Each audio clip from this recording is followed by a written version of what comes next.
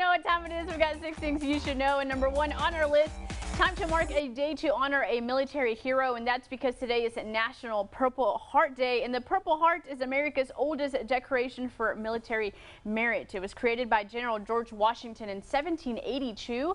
And today the Purple Heart bears his image in the Washington family crest. 6 soldiers earned the Purple Heart during the Revolutionary War. Before World War II, the honor was presented to soldiers for, quote, any singularly meritorious action, but since 1944, the requirements limited the award to only those wounded or killed in combat. There's no full record, but it's estimated nearly 2 million people have been awarded Purple Hearts. And always a good day to thank all of those serving in the military, making sure that we are safe, right, Josh? Every day is a good day to say thank you. Selfless service for sure.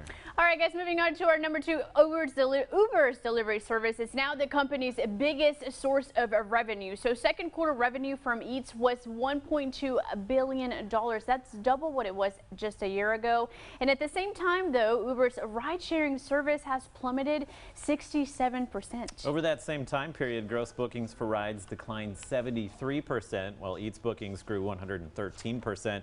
Even with the jump from Uber Eats, the company lost $1.8 billion during the second quarter. Comes at a time when Uber is restructuring because of the pandemic. Company has cut about 6,700 jobs. Probably, yeah, last time I took an Uber might have been November or December. Yeah, I took an Uber. I don't remember where I was going, but I took one. But, you know, everyone was wearing their mask. He had hand sanitizer in there. So it's certainly still some things to worry about because you don't know who wrote it before you, which is the thing that, you know, and they're not disinfecting the car. So definitely something that comes to mind, especially for those people who are traveling.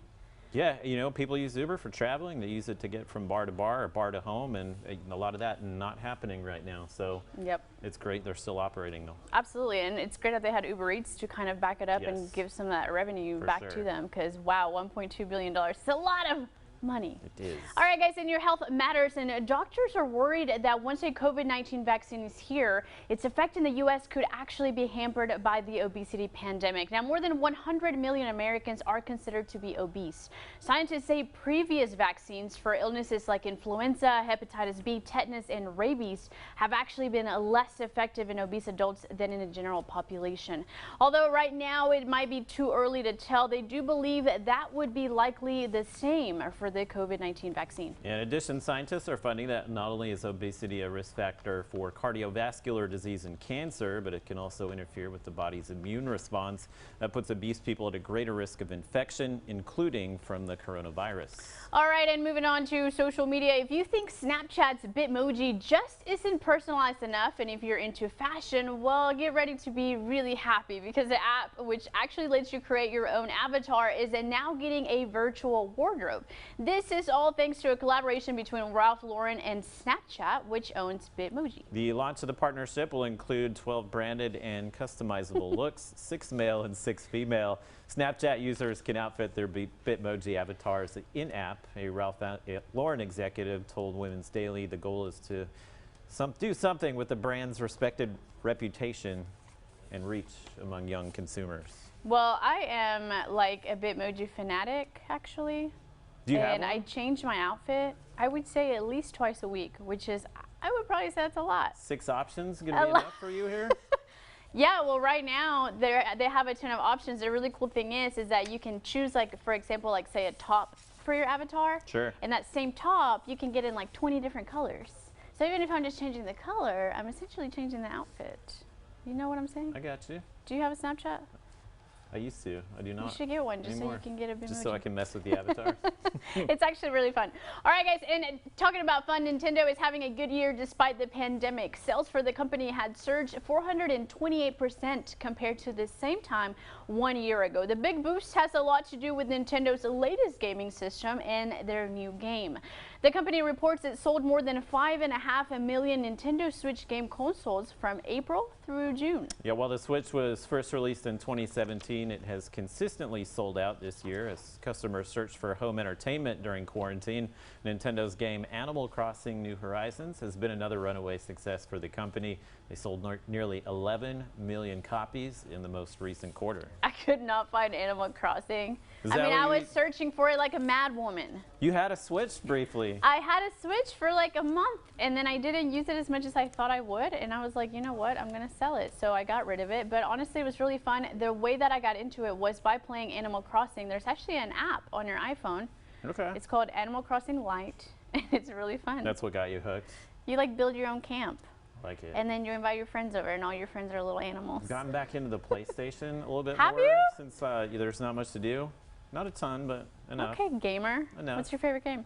Been playing a little Grand Theft Auto. I'm so done Some with you. sports games as well, but yeah, mainly the Grand Theft Auto. Grand Theft Auto. I played that when I was like 14.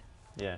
Good stuff. You just pick it up again. Good stuff. All right, guys, former heavyweight boxing champ Mike Tyson will kick off Discovery Channel's Shark Week by taking on a new opponent.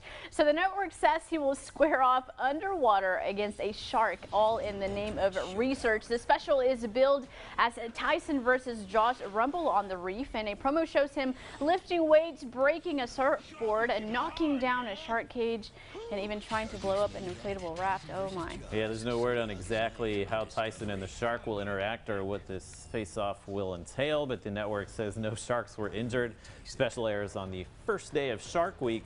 That is Sunday, August 9th. That starts this weekend. I'm getting some vibes, him running down the beach. What is that? Baywatch? Yes. I'm getting some Baywatch Like vibes. holding a shark. Oh my. Each hand. So it's like a AI, right? It's like an AI shark.